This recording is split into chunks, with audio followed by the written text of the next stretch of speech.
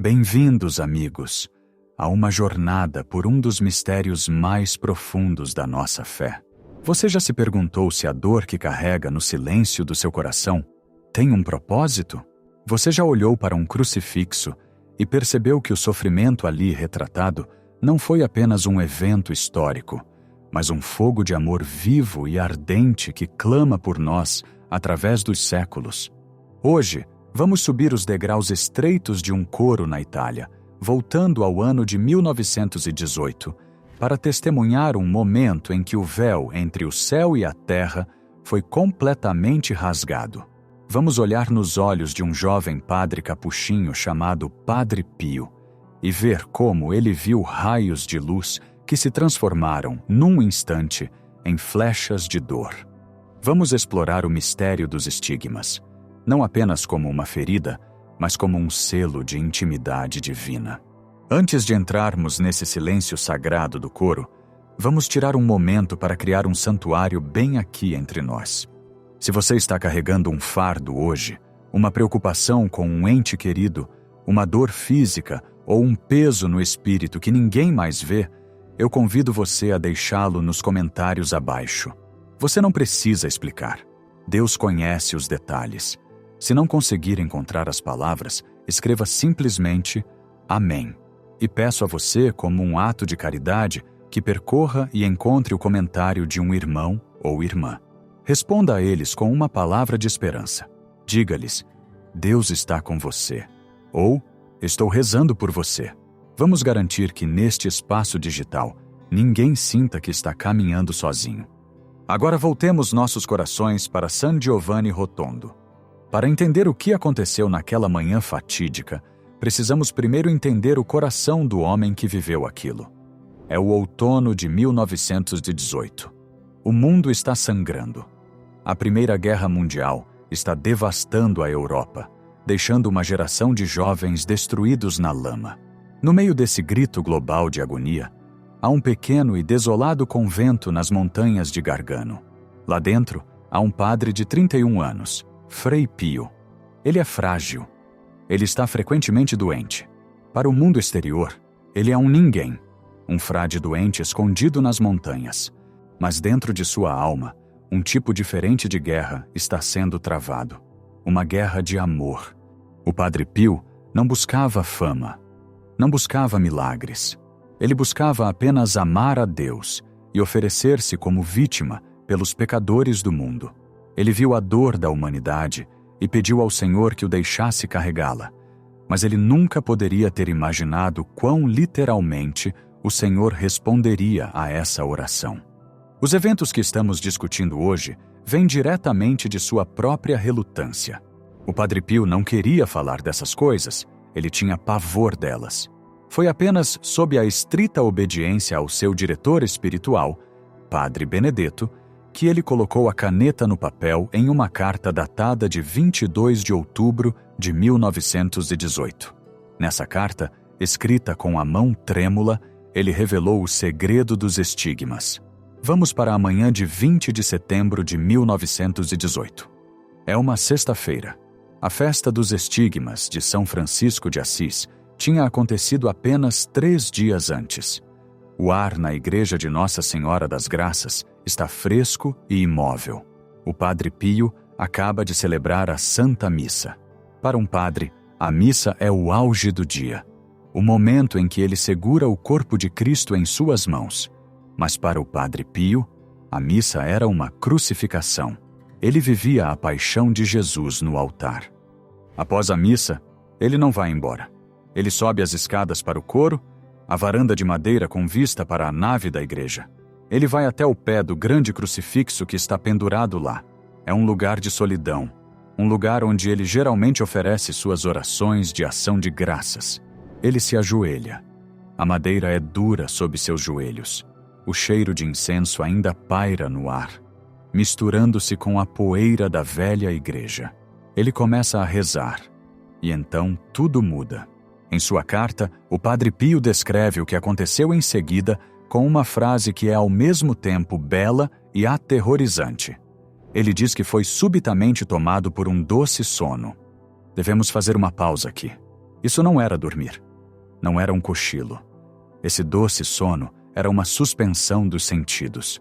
É o que os místicos chamam de quiesce, uma quietude divina. É um estado onde a alma é tão tomada pela presença de Deus que o mundo exterior desaparece.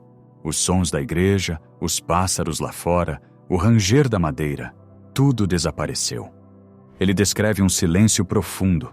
Ele escreve que uma grande paz caiu ao seu redor e dentro dele, mas não era a paz de relaxamento. Era a paz do abandono total. Ele sentiu naquele momento um desapego completo de tudo o que era terreno. Ele descreve isso como a perda de todas as coisas. Era como se ele estivesse suspenso num vazio, sozinho com o Criador. Nesse silêncio, o medo começou a surgir. Não um medo de perigo, mas o tremor sagrado de uma criatura na presença do Criador. Ele sentiu um tumulto em seu coração, uma rajada de ventos espirituais que sinalizava a chegada de algo imenso. Então ele ouviu. Em sua visão, bem ali no coro, um ser misterioso apareceu diante dele.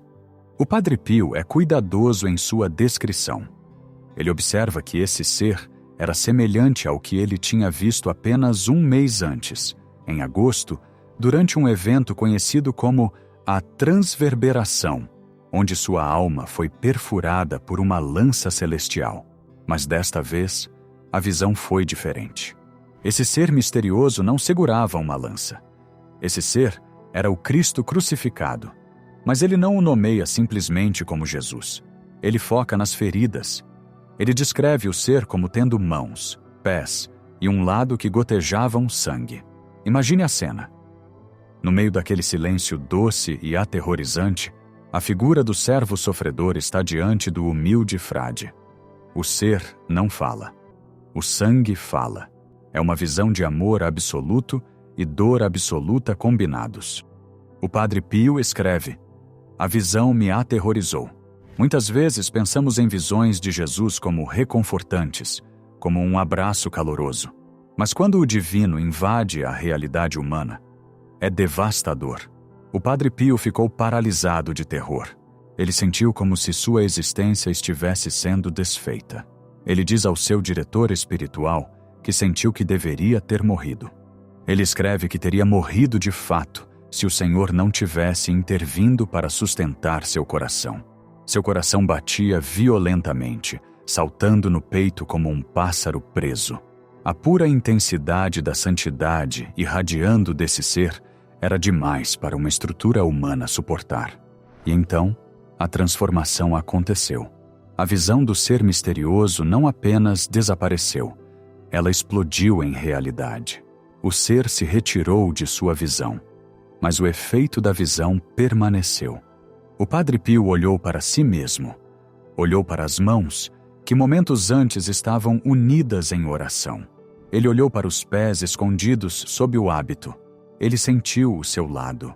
Ele escreve: vi que essas partes do meu corpo estavam perfuradas e escorrendo sangue. Os raios de luz que emanavam das feridas do ser misterioso tornaram-se, num instante, flechas de dor.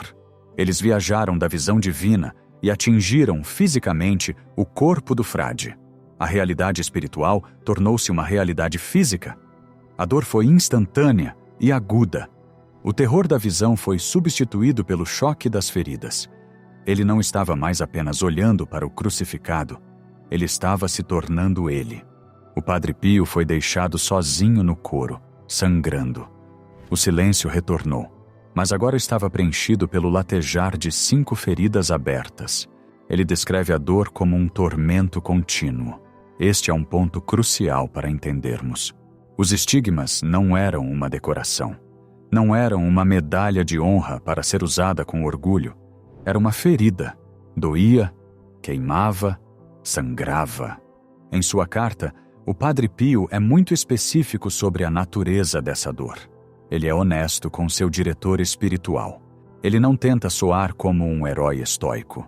Ele admite sua fraqueza. Diz que a dor é aguda e penetrante. Mas há um detalhe que ele compartilha que é particularmente angustiante.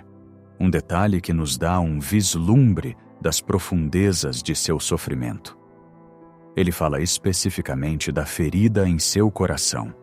Ele escreve que, embora todas as feridas sejam dolorosas, a ferida em seu lado, a ferida do coração, tem um ritmo específico. Ele diz que sangra profusamente começando na noite de quinta-feira e continua até o sábado. Por que esses dias? Porque estes são os dias da paixão. Quinta-feira à noite, a agonia no jardim. Sexta-feira, a crucificação. Sábado, o silêncio do túmulo. O Padre Pio estava vivendo o calendário litúrgico em sua própria carne. Ele confessa um medo muito humano nesta carta. Ele diz: tenho medo de sangrar até a morte se o Senhor não ouvir minhas súplicas sinceras para me livrar desta condição. Ouça a vulnerabilidade nessas palavras. Este grande santo, este milagreiro, estava com medo. Ele tinha medo de morrer de perda de sangue. Tinha medo da confusão que isso causaria. Ele era um frade simples que só queria ser anônimo e agora estava marcado com os sinais mais visíveis e místicos da fé católica. Ele implora ao seu diretor espiritual: será que Jesus, que é tão bom, me concederá esta graça? Ele não estava pedindo que a dor fosse retirada. Ele estava pedindo que os sinais visíveis fossem removidos. Ele queria o sofrimento, ele queria a cruz, mas não queria o espetáculo. Ele queria sofrer em segredo como Cristo no jardim do Getsêmani, não como Cristo no Gólgota para todos verem. Mas o plano de Deus era diferente. O Senhor não removeu as feridas. Por 50 anos, meio século, o Padre Pio carregaria essas chagas abertas. Elas nunca cicatrizariam, nunca infeccionariam e nunca parariam de sangrar. Ele tinha que envolver as mãos em meias luvas. Ele teve que aprender a andar com os pés perfurados, escondendo o mancar. Ele teve que celebrar a missa sentindo os pregos em sua carne. Então, o que isso significa para nós? Por que estamos recontando essa história hoje? É apenas para nos maravilhar com um milagre? Não. A história do Padre Pio recebendo os estigmas é uma lição sobre a alquimia do amor divino. Ela nos ensina que, aos olhos de Deus, amor e sofrimento são frequentemente tecidos juntos em um único fio. Quando o Padre Pio viu aqueles raios de luz vindo do ser misterioso, eram raios de amor. Deus o amava tanto que queria compartilhar tudo com ele, até mesmo sua dor. E quando esses raios atingiram o Padre Pio, tornaram-se flechas de tormento. Este é o grande paradoxo. Quanto mais nos aproximamos do fogo do amor de Deus, mais ele queima nosso egoísmo. Dói ser santificado. Dói amar como Jesus. Quando olhamos para a vida do Padre Pio, vemos que ele não sofreu em vão. Aquelas feridas tornaram-se a fonte de cura para milhões. Porque ele conhecia a dor, ele podia entender a dor dos penitentes que vinham ao seu confessionário. Porque ele sangrava, ele podia oferecer um verdadeiro sacrifício no altar. Ele se tornou um hospital vivo para almas. O sangue que fluía de suas mãos lavava os pecados daqueles que vinham a ele. A dor em seu coração tornou-se uma ponte sobre a qual milhares de pessoas caminharam de volta para Deus. Há uma esperança profunda aqui, para você e para mim. Podemos não carregar os estigmas visíveis, podemos não ter visões do ser misterioso no coro, mas todos nós temos nossas feridas. Todos nós temos aquelas noites de quinta-feira de solidão, aquelas sextas-feiras de sofrimento, aqueles sábados de silêncio onde Deus parece ausente. A experiência do Padre Pio nos ensina que nossas feridas não são sem sentido, não são sinais de que Deus nos abandonou. Pelo contrário, podem ser os exatos lugares por onde a luz de Cristo está tentando entrar. Se você está sofrendo hoje, se sente como se flechas de dor estivessem perfurando sua vida, lembre-se do coro, lembre-se do doce sono, lembre-se de que aquele que fere é também aquele que cura, e às vezes ele fere para curar. O Padre Pio disse uma vez: a vida de um cristão nada mais é do que uma luta perpétua contra si mesmo. Não há florescimento da alma para a beleza de sua perfeição, exceto ao preço da dor. Ele não disse isso tirando de um livro didático. Ele disse isso de um corpo que foi perfurado. Ele disse isso como um homem que olhou no rosto do crucificado e não fugiu. Com o passar dos anos, o Padre Pio aprendeu a navegar nesse oceano de dor. O terror que ele sentiu naquela manhã de setembro transformou-se em uma aceitação silenciosa e ardente. Ele percebeu que o ser misterioso o estava convidando para ser um corredentor. Ele percebeu que, ao unir seu sangue com o sangue de Cristo, ele poderia ajudar a salvar o mundo. E ele o fez. Ele o salvou uma oração de cada vez, uma missa de cada vez, uma gota de sangue de cada vez. Ao concluirmos esta reflexão, voltemos àquela imagem dos raios de luz. Quando a visão terminou, o Padre Pio ficou com as feridas, mas também ficou com a luz. A dor foi o vaso que carregou a luz.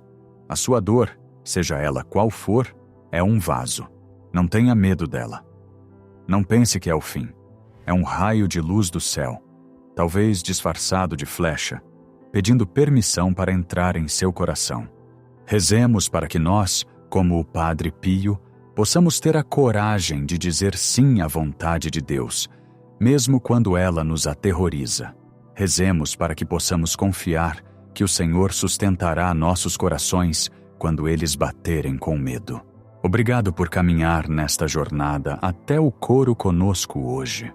Obrigado por ouvir a história dos raios que se tornaram flechas. Que a intercessão de São Pio de Pietrelcina esteja com você. Que suas mãos feridas abençoem você. E que seu coração ardente lhe dê calor em suas próprias noites frias.